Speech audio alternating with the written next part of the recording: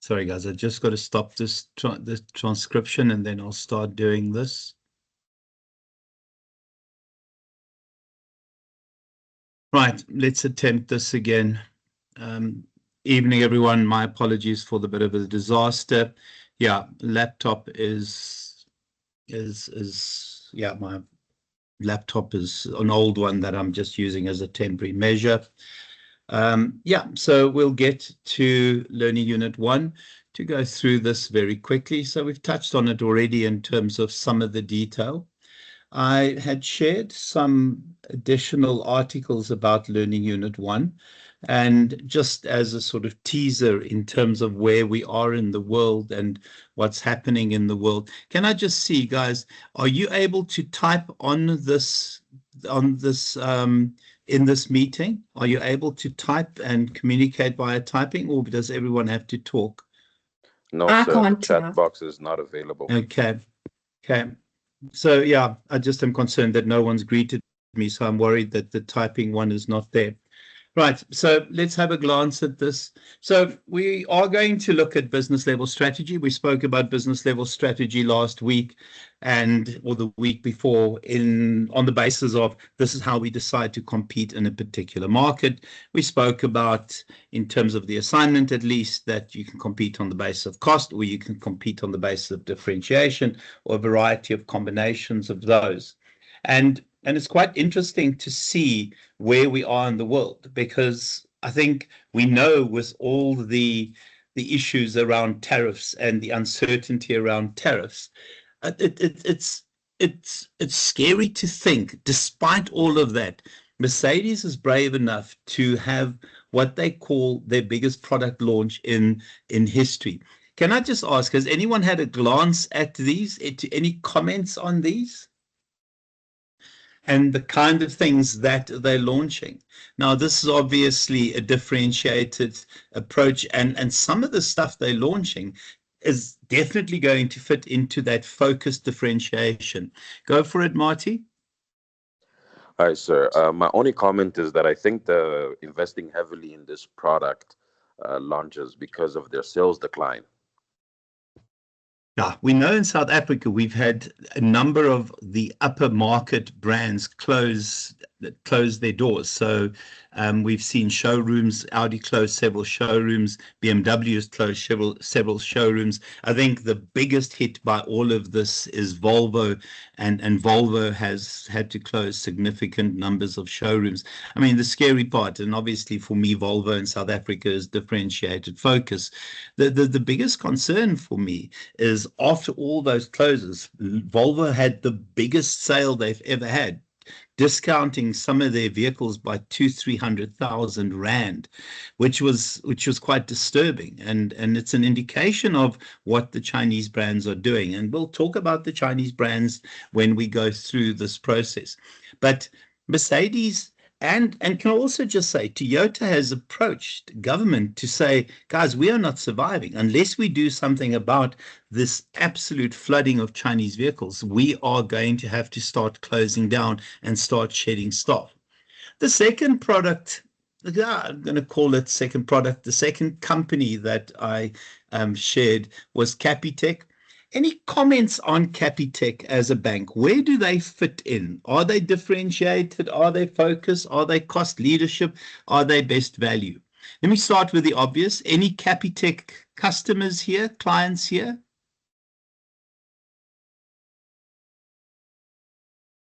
Anyone from Capitec here? Leandre, the reason for joining Capitec? Good evening. So the reason initially was because it was cheaper to go over. I went from FNB to Capitec, but I'm actually switching over to Discovery quite soon. Its Discovery is very impressive. And what I had seen a lot of my colleagues do is that they had their own bank, whether it was Standard, FNB, and then for their business, they had used Capitec as a business account. Go for it, Marty. I don't think that Capitec permits foreign nationals, at least on a passport, to be able to open an account unless they're on a work visa. So, for example, if you're on a student visa, you can't open an account. So they're kind of losing out on a big market. are using it on a massive, massive market. I mean, the one concern whenever I see a Capitec bank is a guarantee of queues of people waiting to draw money. It's almost part of what Capitec is. I don't know whether it's just me or where I shop, but Capitec always has these massive, massive queues. Go for it, Leandre. Sorry, so yes, I wanted to add, we actually have our own business and we also have the Capitec business account, but it's such a not a user-friendly platform or anything. It's actually not the nice aspect for the business. And they also don't have any branches that can help you if you have any problems. Everything is done online, which is nice up to a point. Yeah, it's unwieldy. I think that's the term that I've heard before. Anyone ever look into some of the new banks and where the new banks would fit in? The interesting one is obviously, sorry guys, this is so slow that I really want to pull out my hair, but I'm trying hard not to show my frustration with this machine. Is Time Bank. Anyone with Time Bank? Because these are now interesting alternatives, and where would they fit in? Anyone here use Time Bank? It is so new. It is so different. I don't understand the concept, to be honest with you. I really am.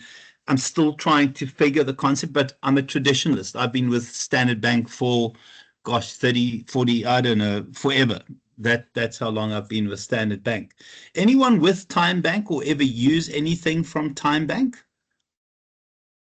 Because they are growing significantly, and I think they at some point were the biggest growing bank in the country.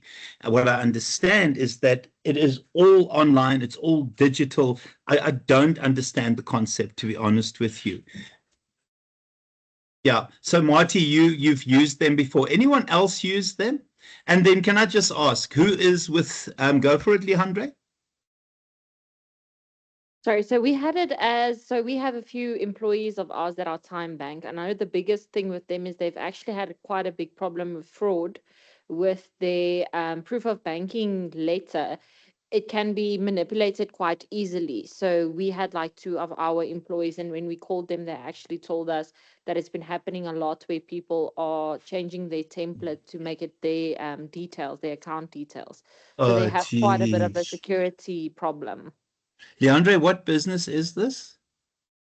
So I work for a mining consultant company. We Oh, are okay. yes, yeah. Okay, that does make sense. Yeah. Guys, can I just see who here is with Standard Bank? If you can give me thumbs up or whatever. No one with Standard Bank? Because I'm with Standard Bank. Okay, Amanda, sorry, you with them? Okay, I'm with Standard Bank, but yeah, I think they're very expensive, but I've got a nice account with them, admittedly, but I think they're very expensive. Anyone with FNB? I think FNB has like some of the best and most innovative products, but they are expensive.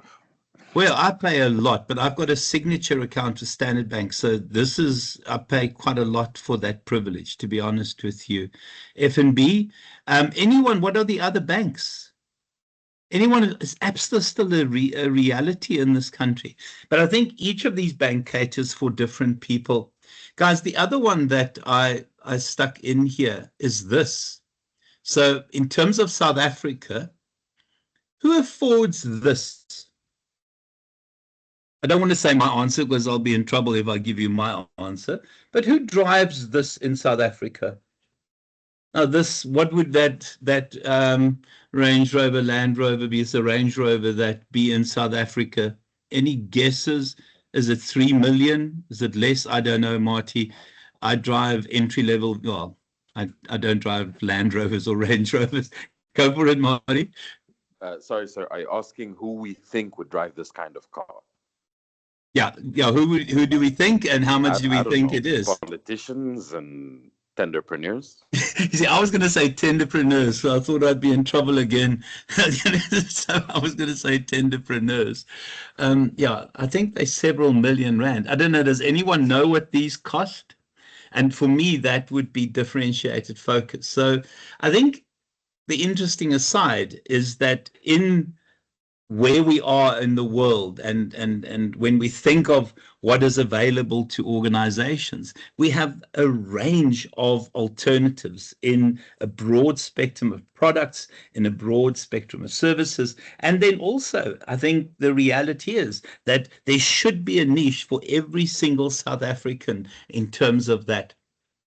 So when we look at the objectives, so we're going to look at the business level strategies. We will then look at applying it to the reality. So yeah, all of this is on your arc, guys. So when we look at business level strategies, there are a couple of things that are important in terms of these different niches, in terms of whether we focused, whether we are competing costly. I think the range of things that we have to address is, first of all, know your customer and address their customer needs. Somebody who buys a Renault Kwid has very different needs to somebody who goes and buys a Range Rover. And that Renault Kwid driver might not even want the Range Rover. So I think the assumption that everyone aspires to driving a Range Rover or whatever fancy vehicle is not always accurate. But then in this market, we have this range of competitive rivals. Does anyone drive a Chinese brand? Does anyone drive a Chinese brand vehicle? What do you drive, Leandre? I have the Cherry Tiggo 7 Pro. Those are amazing. I mean, they're the astonishing value for money. The only drawback is fuel consumption. Not really. So I previously had a Toyota Etios, and Okay. my fuel per month is more or less the same. So yeah, I think it all That's just not maybe too shabby. That's yeah, not it too all shabby. yeah. So it's it's an amazing car. I'm not a day.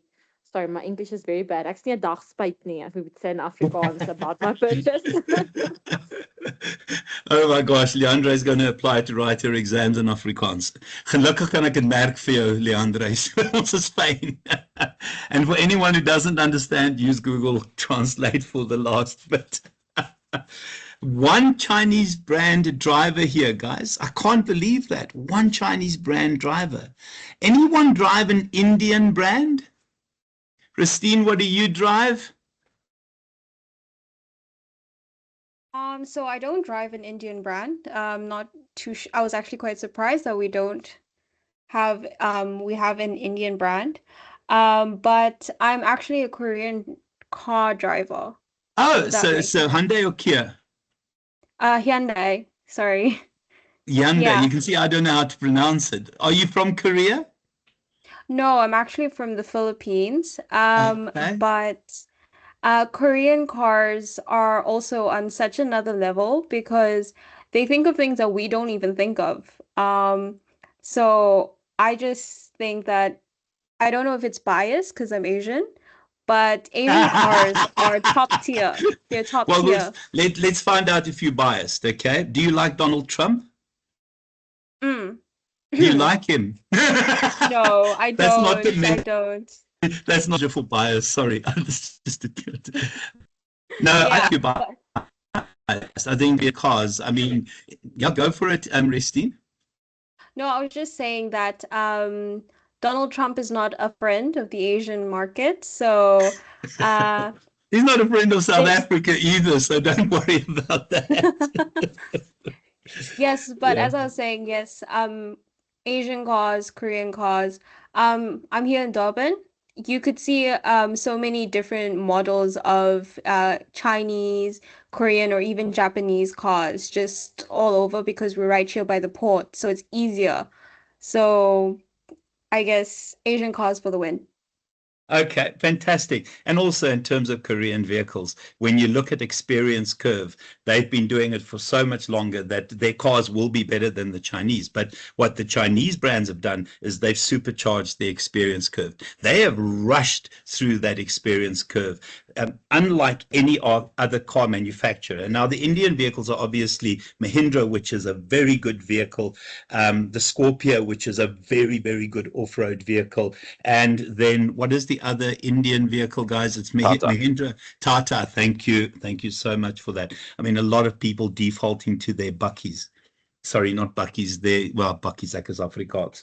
Okay, guys, and then just also what the market conditions are. It's quite interesting in South Africa, and it's a good barometer of how the economy is going. But when petrol prices go up, we buy more smaller engine vehicles. And then it's about long-term competitive advantage. And remember, we spoke in first semester about how we define competitive advantage, and that it's about stakeholders and the ability of stakeholders to the ability of a company to create wealth for stakeholders. So in terms of business level strategies, it's how we compete in an industry. Now, we've done this before. Corporate level strategies, we will look at that in Learning Unit 3. This has to do with strategies that we would refer to as grand strategies, the market development, the product development, and we've looked at some of those in terms of the assignment.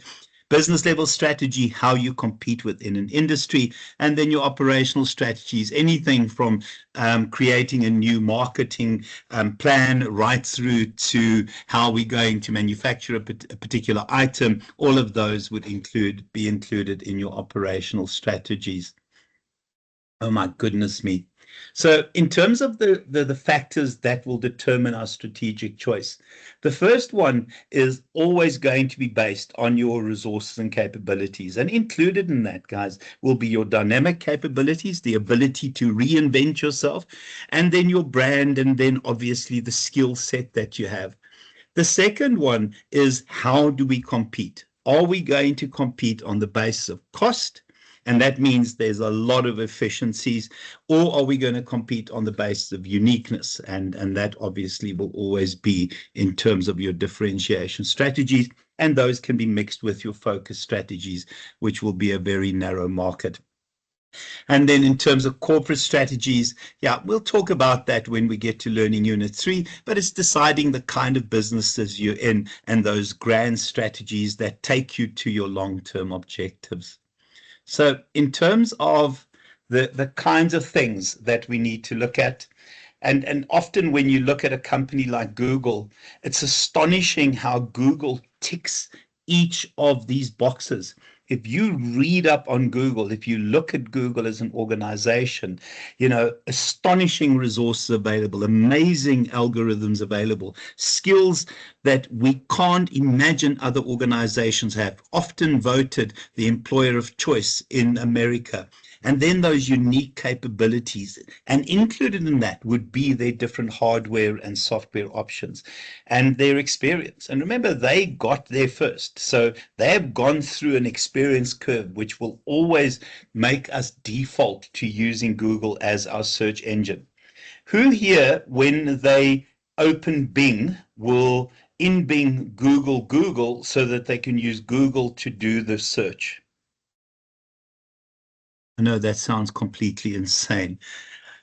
Audie, you do it, I do it. I think everyone does it. I think it's a default setting, because sometimes I open it and it's Bing and I'll go, well, I'm not going to Bing anything. And because, you know, well, who uses Bing to Google?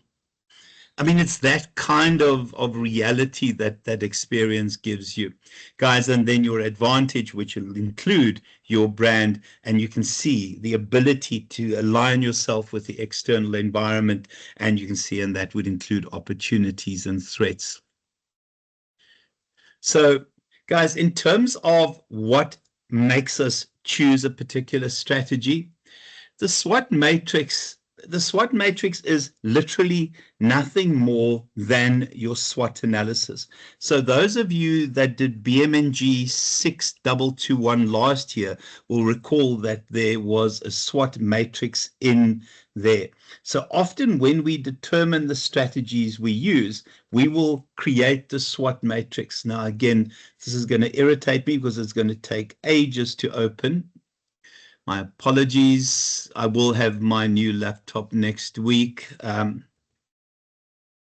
So the way the SWOT matrix works, and I'd rather just do it by example. Come on. And I'll just open an image. So I don't know if anyone here has ever been part of I'm just going to use that example. Let's use that example there. I don't know if anyone here has ever been part of a SWOT analysis, been as part of a strategic team doing a SWOT analysis. Has anyone ever done anything like that? Okay, Ristine, you've done that. Anyone else? I don't know, this isn't showing thumbs up. But when you do a SWOT analysis, I think the reality is that there's certain things that you have to do. You have to create your opportunities, and we know that opportunities are positive events in the external environment that will help you get to your vision. Threats, the opposite. I mean, those are those sort of risky issues in the environment that will prevent us from getting to our vision. And then strengths and weaknesses, internal strengths, those things that we are very good at, those resources and capabilities, and weaknesses where we fall short. What we do when we create strategies is we see how those SWOT elements intersect. Now, if I'm getting a bit of feedback here. So in terms of your strengths and opportunities, here, when we have a situation where our strengths and opportunities intersect, it is what we would call in terms of cricket having a purple patch. This is the magic time where whatever you have available from a resource and capabilities perspective matches this perfectly wonderful, positive external environment. So generally, when we create these SO strategies, they are highly positive, they are highly competitive, they're the kind of things where you get in the ring with your competitors and challenge them, because it really is the ideal place to be. When you're in a situation where you have your threats intersecting with your strengths intersecting with your threats, what you try and do is you try and use your strengths to essentially hold and maintain. This is often a bit of a precarious position because these are those moments where you do not want to expose yourself to risk. Where you have weaknesses and threats intersecting, that's the kind of organization, that's the kind of division or section that you want to get rid of, because it's the kind of thing that will be a drain on the rest. It is a dark place to be. For some reason, guys, and I don't know why, I started watching Naked and Afraid with my youngster, and I'm now hooked on Naked and Afraid. But when I think of Naked and Afraid, and there's no nudity, so please don't report me that I'm watching it for the nudity. It's this kind of thing. You've got this weak human being in this threatening environment, and yeah, it's not the most pleasant place. In terms of weaknesses intersecting with opportunities, what you'll generally try and do is create strategies that will capitalize on those opportunities and change those weaknesses into strength. But these two areas are often hold and maintain. This is get in the ring with your competitors. This is get out of this business. These SWOT matrices are good in creating strategies because you intersect those and you write strategies that generally will attempt to capitalize on your strengths and opportunities and counteract your threats and weaknesses. So the first one, in terms of what will determine our strategic choice, would be the consequence of what our SWOT matrix would give us. So you can see the examples and how those intersect. Decision trees are interesting. In terms of decision trees, what will happen is it allows you to go through a series of questions in deciding which is the best alternative. So if you think of it, you have the two options available to you, and depending on what the questions are and how that decision tree unfolds, it will point you to a particular strategy. Often when you're in this area, it's about, hold and maintain or get out of here. But if you have the kind of growth and opportunities for growth, you will often see how those links will take you to a particular strategy. There's just an example of that decision tree. Scenarios are your what if. So what scenarios are based on is they based on assumptions. So if I had to do a scenario last year, and I'm not even going to try and use paint because it will be a disaster on this laptop. But if I were to do a scenario for last year, and let's say it's last year in August, I would have certain assumptions that I would make. And if those assumptions would then be my prediction, I would have certain alternatives. So one of the assumptions would be, would Trump win or would Harris win? Because if Harris wins, it creates a different set of opportunities. If Trump won, well, we know what the insanity is in the world. And so what it does, it gives you those kinds of early predictions, and you'll have these trigger points. Trump wins, we know there will be a trade war. If there's a trade war, what happens to South Africa? And those trigger points essentially will indicate how you plan for the future and the future strategies you create. I'm going through this, guys. If you ever get an opportunity, if you want to see scenario planning in action, find The Mind of a Fox, and I'm sure it's The Mind of a Fox, by Clem Sunter, and I can't remember what, I think is Charlene Ilbery, but I know it's Ilbery. Ilbery and Sunter, The Mind of a Fox, if you want to see how scenario planning works. Wonderful read. Wonderful, wonderful read. Right, so to get to the business level strategies, and I know we discussed this in our assignment last time, so we have a choice in terms of where do we compete. The first decision we have to choose, are we going to have a broad market or a narrow market? If we target a narrow market, we know that we're going to have focused strategies.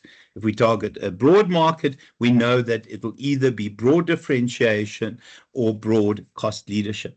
The second part that we have to look at in terms of how these intersect, are we going to compete on the basis of cost? To compete on the basis of cost means that everything you do is about efficiency, is about cost saving, and passing those cost savings on to your customers. If you're going to compete on product differentiation, it will always be uniqueness. It will be, what can we do to stand out from the crowd? What can we do to stand out from the crowd? And that's quite interesting in terms of the banks, because Standard Bank will tell you, and I am a Standard Bank client, and I think I pay way too much for my account, but they will claim they have a differentiated approach. My wife is with Nedbank. They'll claim to have a differentiated approach. Can I just see, is anyone else with Nedbank here?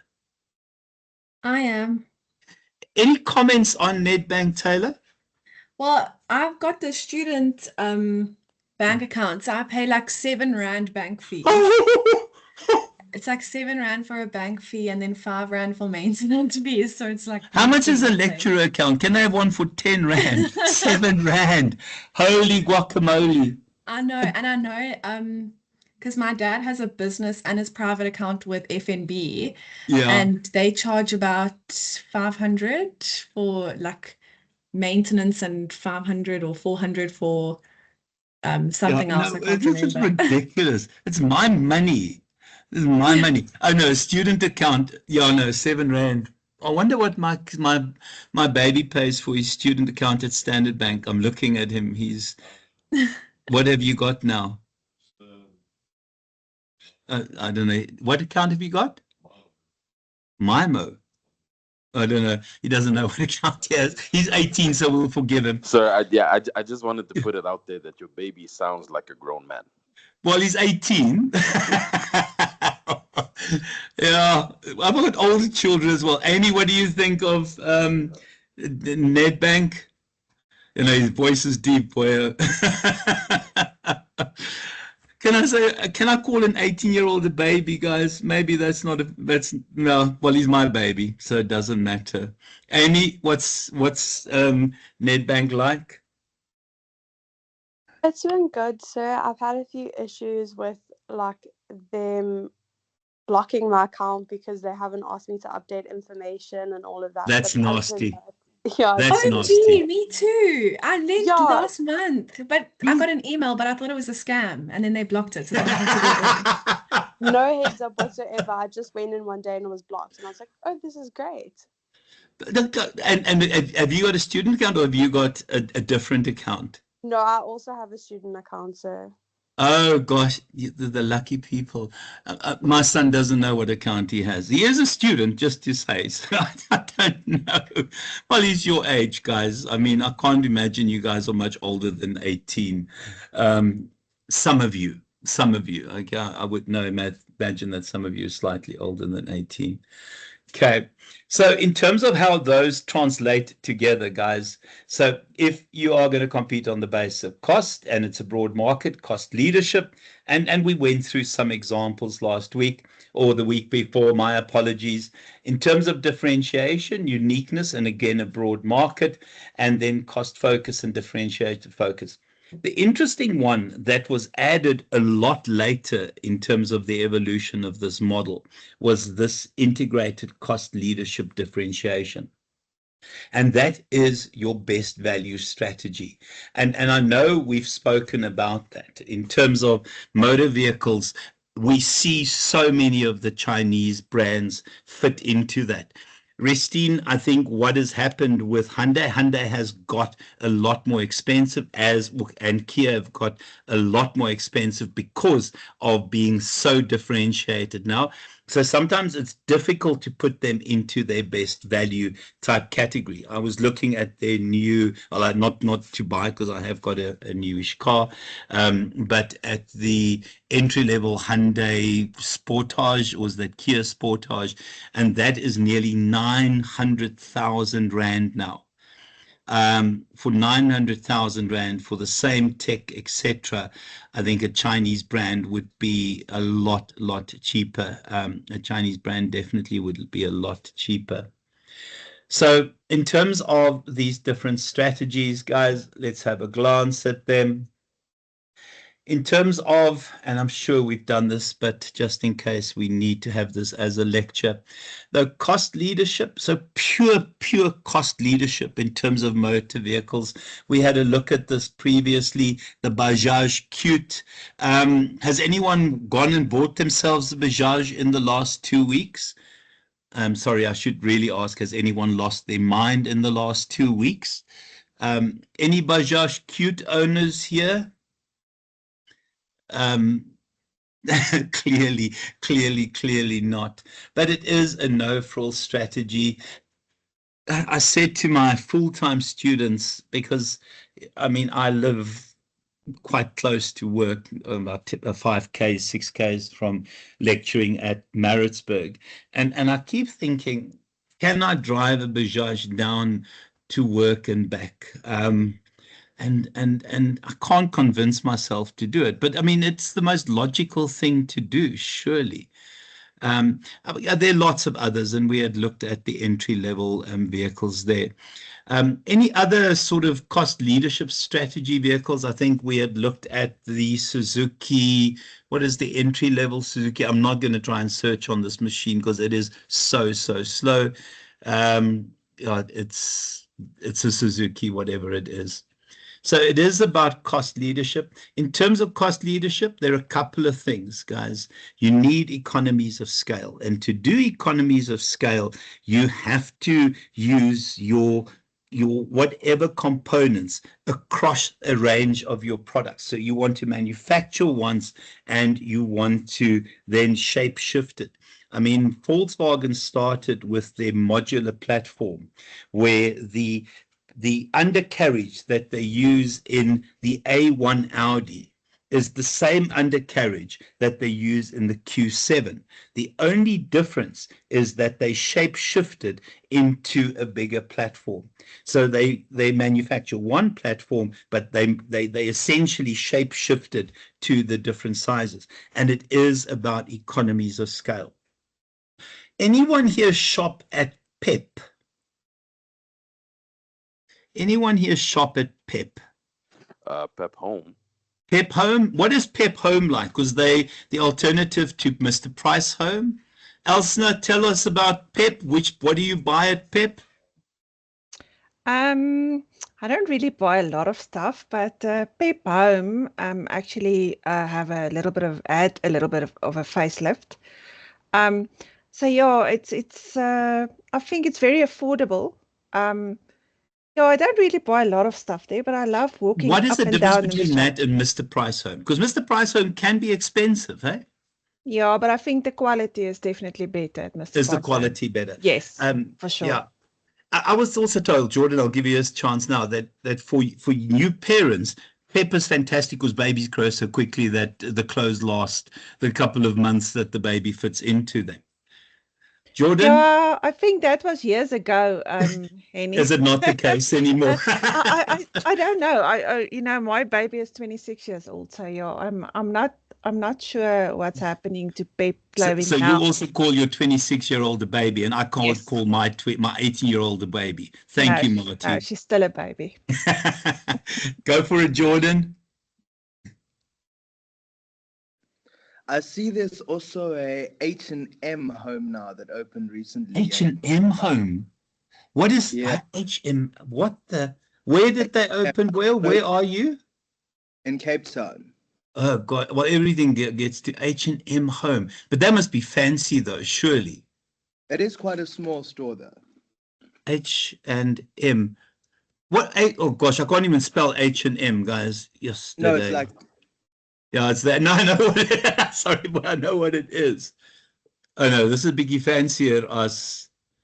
This is a little bit fancier than Mr. Price and Pep Home, I would imagine. Yeah, there's quite a few in Joburg as well. They are a bit more on the fancier side, I would say as well.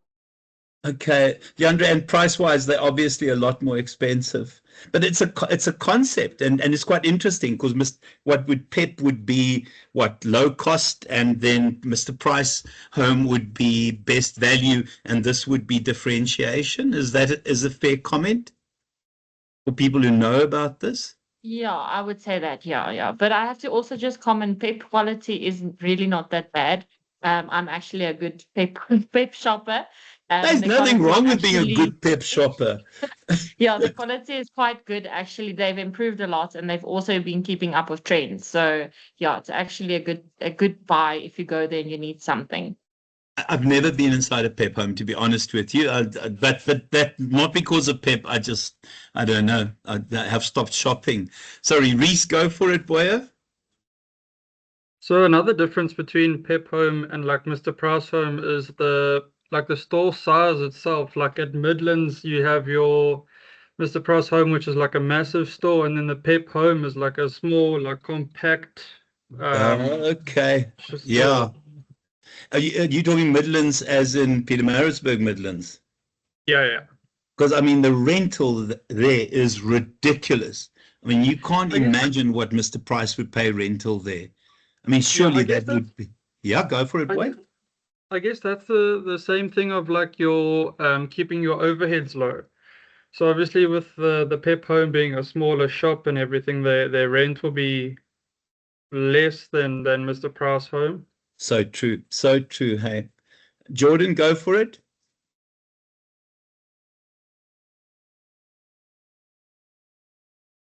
Yeah, sorry, Jordan, your hand is still up. Boy, you need to unmute yourself. You've taken your hand out. The H&M is an interesting one. I must admit, it's an interesting concept store. What was the one that was linked to Edcon that didn't survive? Was it similar? Boardmans. Boardmans became too expensive. Boardmans became too big for their shoes. I don't know, Elsna, if you've had any interactions or anything from them. I thought they became bloody expensive. No, they definitely did. They I have to say they had very good quality, but they definitely became too expensive. Yeah, but it's a nice indication of how, I mean, in terms of the kind of at-home stuff that we have here, how you have the three different levels, and there's nothing wrong with any of those. The H&M one looks like you need to wear a tie when you go there on a Saturday morning. So in terms of cost leadership, we've got PEP. Guys, remember, and I did say this when we spoke previously, when you look at the advantages and disadvantages, please remember this is in terms of Porter's 5 forces. So the first force will always be your competitors.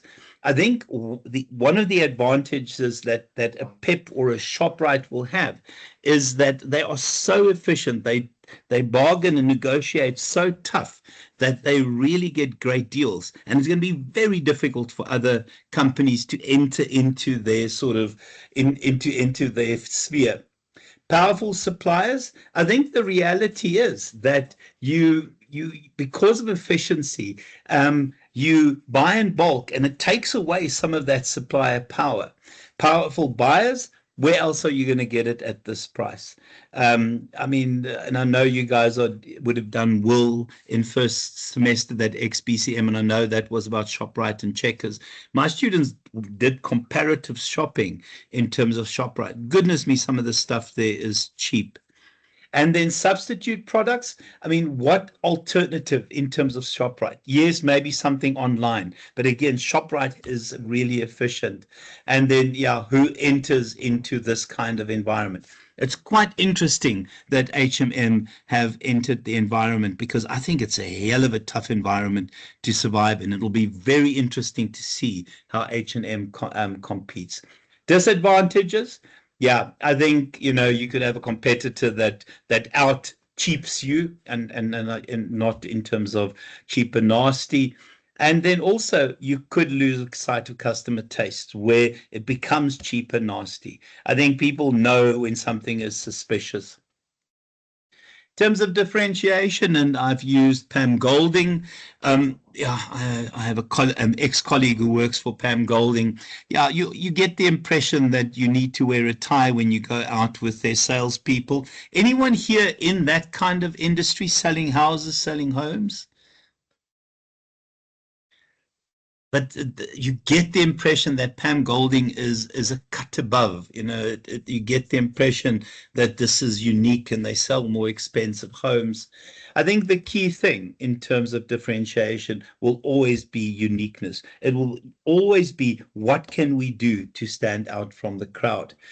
In terms of cars, it's very easy. In terms of furniture, it's very easy. But there's some things that it's very difficult to differentiate. I mean, even Woolworths, as a food retailer, have realized that they can't just survive on differentiation. And that's why they have their daily difference and their weekly specials, because I think they also realize that you can compete on the basis of best value. But to me, from a food retail perspective, Woolworths is, yeah, I'm sorry, is a step above everyone else. But you sometimes get good deals at Woolworths. Who has gone and got their Woolworths loyalty card now, and what is your rating? Who are the Woolworths shoppers here? No one shop at Woolworths. I can't believe that. Okay, Savannah, why Woolworths? Um, I've done the comparison about their food. It lasts a bit longer than Checkers and Pick and Pay, and I'm all for like not throwing food away. So like I'm like anti-waste. So yeah, their food it's a higher quality. Some people say, oh, but Woolies is so expensive. Fruit's definitely super expensive, but their combo pack actually ends up being, I think, maybe between 25 and 30 rand cheaper than Checkers, Pick and Pay, and Spar, and the food lasts a little bit longer. Like where Checkers would go off in about a week or so, Woolies is still standing fresh. So that's why Yeah, no, and I they also have agree a with credit that. card. So Yeah, I haven't got the credit card with them. I just got that now loyalty thing. I don't know. I clearly shop too much at Woolies because my rating is VIP. I felt so important when I saw that, guys. I promise you, I wore a tie the next time I went there. But for me, Woolworths, and this is so pathetic, I do all. Yeah, it's not so fancy, Leandre. I feed I feed a tribe of people. So it's just my wife and I kept having children. So it's just, yeah, it's one of those things. But for me, my favorite Woolworths thing, and is such a cheat, is when I go there and I buy their noodles. I buy the noodle combo with the whatever sauce combo and the veg combo for stir fry. It's pathetic. I do that once a week because it's the easiest way to do a quick meal. And a reasonably healthy meal. I'm also advertising these noodles. So if you go, guys, just mention my name and I'll get some discount in future. Guys, and then just also in terms of these unique bits, it comes from research and development. It comes from just making sure that you are cutting edge, that you are better than the rest. And then also, I think it's about how do we meet your customer needs better? How do we go about impressing you? What do we do to impress you? And then also it's based on competencies. And again, H&M is going to be a very interesting one because they would have to have some seriously classy customers and seriously classy suppliers to survive that industry. Because for me, that is a red ocean industry that they're coming into. In terms of the success factors, yeah, know your customer, know what their needs are. Tom Peters talks about being beyond close to the customer, and I like that idea that you know what that customer's needs are when they wake up, when they go shopping, and you remind them constantly that you have what they require. And then also understanding what is valued. For me, one of the issues, and my issue with and Leandre, this is not a criticism of Chinese cars, but I think there are too many gimmicky things in them. I'm not a person that looks for gimmicky cars, but then again, can I also just say I don't have a 4D camera in my car, and I wish I did because I can't park to save my own life. So maybe I would have preferred that 4D camera, because seriously, if you see how badly I park, and everyone knows that I've parked because the car is halfway sideways in, it's pathetic actually. And then also know your competitors. You have to know what your competitors are doing. And then it's sometimes very difficult to know who your competitors are in a differentiation race. The competitors arrive suddenly. I think Tesla was so secure in their position globally. And there was a car company that, and I don't know if I've shared this with you, that Elon Musk kept teasing and kept poking fun at, and they have just surpassed, and I'm not talking about BYD, although BYD as a Chinese brand is astonishing. I don't know if I showed you guys the Rimac. These are electric vehicles. They are, for me, art in motion. And they make Teslas look like ox wagons. I don't know if anyone has seen these brands. If you watch Top Gear or the Grand Tour, Richard Hammond crashed in one of these and nearly killed himself in a hill climb. I mean, to me, this is just it's poetry, visual poetry, and Tesla and Musk used to poke fun at them. And I'm sorry, this is far better than a Tesla, far better than a Tesla. Yeah. And then also, can we imitate? I think when we look at some vehicles, everything is just an imitation of everything else. I think it's so difficult to find something truly unique nowadays. Advantages, again, in terms of Porter's 5 forces, yeah, brand loyalty. Who here is incredibly brand loyal? When you go and buy a particular item, you only buy that item, and it doesn't matter whether it's a car, whether it's a TV. Marty, what areas are you brand loyal in? Apple. Apple. Oh gosh, the Apple prison makes you brand loyal, nothing else. Leandre, are you also Apple? I do have an Apple, but my loyalty is with Puma for shoes, actually, because I'm I'm Essex. Yeah, my loyalty is Essex. I'm actually a bit brand loyal. Puma for shoes, very cool. Reese, what are you brand loyal in? Discam. Yes. Oh, geez, I'm pathetic because I also go to Discount rather than Clicks. Yeah, they always like once a month or every second month they have one of those weekends with all their supplements and that where you get like 3 for the price of 2 and that Yeah, since I've they got an haven't even 18-year-old, touched. so I have to Yeah. use those. Yeah, I've got a gym boy there, and my older kids were gym boys as well, so I know all about that. And then Taylor, what are you brand loyal in? Could you say like avocados? I'll only ever buy them at Woolworths. Of course. Woolworths. Can I? Oh yeah, no. I bought some.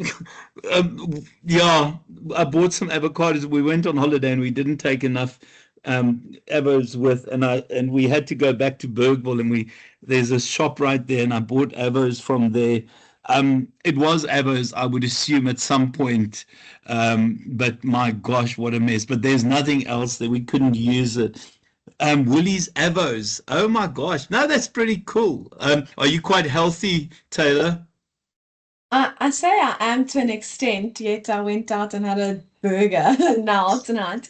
But like to an extent I am. I eat a lot of like fruits and veg, which that I'll only buy at Woolworths. But I that's know it's more brand loyalty, expensive, yeah. but fruits and veg I'll only buy there. I know that's impressive. I mean, I used to be a lot more brand loyal. I drove a Volkswagen for 30 years, and now I'm driving a Ford, and I miss driving a Volkswagen again. I used to only buy Sony TVs, and then it became Samsung's. I don't know. I don't know what the hell I have there. So my brand loyalty has shifted. I'm trying to think. Yeah, Asics for shoes, but I don't think I've got brand loyalty. Oh, and I'm brand loyal in terms of the other shoes that I buy. I buy Bronx. There's some issue with me and Bronx. I just like Bronx. Other areas of brand loyalty, guys? Non-negotiable brand loyalty? I was hoping you were going to Did go you for say it. medical aid? Like Medical aid, which one are you just with? Discovery. Discovery. I think that's a brand loyal one as well. Discovery is very, very impressive. Very impressive medical aid. Absolutely. I mean, you're not going to go anywhere else. Amy? I only put Shell petrol in my car, so You only only. put Shell petrol in your car. I only put Caltex in my car. I just I love just- No, the report. engine. No, but Caltex gives me U-count points. You can clearly see, guys, I have a pathetic life. Go for it, Reese. I only use Coltex to get more rewards on Discount cards. Oh my, yeah, so you can go buy supplements. Oh my gosh, yeah, I think we still have some brand loyalties here, guys. We have some brand loyalties. So I think in terms of suppliers, if suppliers get too expensive, brand loyalty allows you to pass the prices over. And then, guys, buyers. I mean, if you're a Volvo person, you're a Volvo person for life. Apple is different because Apple is like a prison, because if you got this Apple, it connects to that Apple, it connects to that Apple. Marty, I'm teasing. I have Samsung and I only ever get Samsung, and I will never move to Apple. I know that. Who are the other Apple users here?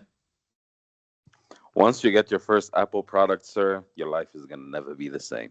Oh my gosh, once you go Apple, you don't go Samsung. Is that what you're saying? Oh my word, all these 100%. 100%. That happened to me last year. I'm never going back again. Oh my word. Well, my son says that because my laptop crashed, my bloody new laptop crashed last night. And I said to my kid, maybe I should just get an Apple Mac. And he told me, you will be driven insane. He's my kid who writes artificial intelligence and is in the Apple prison. And he says, you will hate an Apple Mac. Anyone have an Apple Mac? Just because everything with him is Apple. I don't know.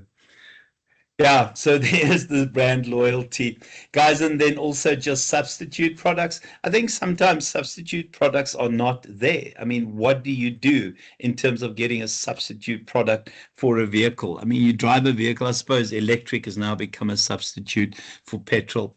And then I think brand loyalty does create a barrier to entry. I think there are some people that will always drive the same vehicles, buy the same. I'm brand loyal to blades. No, that's pathetic. I shouldn't share that. I always buy the same brand of blades. And then disadvantages, again, in terms of Porter's five forces, I think sometimes very difficult to maintain uniqueness, guys. And I'm going to use the Chinese examples. The tech that we see in the Chinese vehicles, they measure up to the tech in some of the fancier brands, the more expensive brands. And I think sometimes if it's only based on physical features, easy to copy, so you want it on something different, like customer service, etc. And then, yeah, the quality of service, reliability, prestige, those kinds of things definitely lock you into a particular brand. And then focus strategies, and I know it's 8:30, guys. This is when we focus on a narrow group of individuals, and specifically, it's about that kind of niche offering. So this beautiful piece of art, this to me is a focus strategy. I don't know if we have any Rimacs in South Africa, and it's they're incredibly expensive. I mean, but to me that's differentiated focus, and we'll chat about the others. Guys, you're happy with this style of lecturing? I don't know how to do it anyway else. You guys okay with this style? Okay, that's perfect. Oh, thank you for that, Elsner. I'm going to stop the recording. Any questions? Any